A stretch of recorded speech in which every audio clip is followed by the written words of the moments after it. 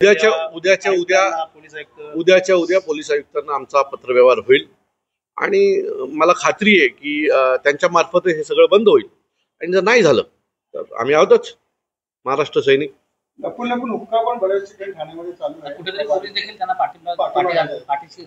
मला ठाण्यातल्या अनेक आमदारांच्या बाबतीमध्ये सहानुभूती आहे की ते आमदार आहेत, त्यांचंच सरकार आहे, ते अधिवेशनात बोलण्याची संधी असते, सगळ्या गोष्टी असून जर या गोष्टी बंद होत नसेल तर नक्की राज्य कोणाचं आहे या ठाण्यावर?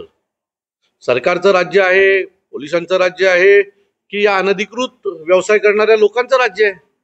हे एकदा जाहीर करावं की बाबा आमदाराचं चालत नाही, पोलिसांचं चालत नाही, मग नक्की ठाण्यात चालतं कोणाचं हे देखील ठाणेकरांसमोर आलं पाहिजे।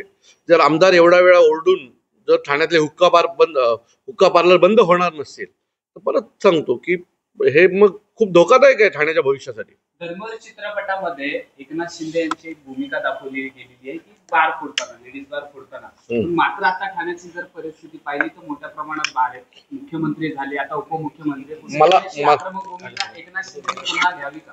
मला असं वाटतं की ते एका जबाबदार पदावर आहेत, ते महाराष्ट्राचे उपमुख्यमंत्री आहेत, त्यामुळे त्यांनी जाऊन कुठलं बार तोडावं असं आम्ही कधीही म्हणणार नाही। पण त्यांनी जर डोळे मिटले आणि आम्हाला संधी दिली तर त्यांनी त्यावेळेला केलेलं काम आम्ही यावेळेला पूर्ण करू।